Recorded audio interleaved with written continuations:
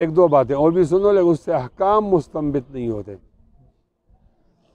शेख सादी रहमतुल्लाह अलैह कहते हैं कि इसको कर्जा नहीं दो तारिक सलात को, इसलिए कि इस पर अल्लाह ताला का कर्जा है, वो अदा नहीं कर रहा, तो तेरा कर्जा कैसे लौटाएगा। और जो लोग कर्ज देते हैं वो चाहते हैं कि खोटे आदमी को कर्जा न दिया जाए, खरे को दिया जाए। खरा वो आदमी होता है जो अपने वक़्त पे लौटाए। तो अपने पैसे तो कोई नहीं फंसाना चाहता, लिहाजा समझो भाई ये नमाज नहीं पढ़ता, ये खोटा है। अल्लाह ताला का कर्ज उतारने में खोटा है। हालांकि अल्लाह ताला बहुत ताकत वाला है, हम तो कमज़ोर हैं। जब ये अल्लाह का कर्ज नहीं लौटाएगा तो हमारा किधर लौटाए। और हमारे एक बुज़ुर्ग गुजरे हैं सुल्तान बाहू, उनकी कब्र पर मैं गया हूँ।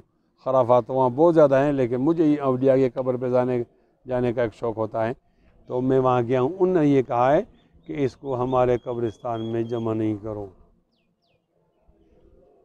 इसको हमारे कब्रिस्तान में जमा नहीं करो, इसको कहीं और ले जाओ। वो कहते हैं कि गांव में 2 कब्रिस्तान होने चाहिए।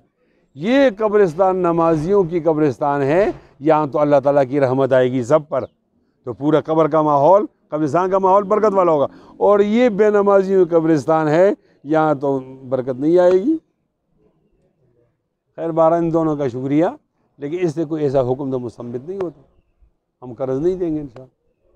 और कब्रिस्तान की बात ज़रा सख्त है। लोग तो ये नहीं चाहते कि हमारा बाप बेनमाजी कहलाए और वहाँ चले जाए। तो यहाँ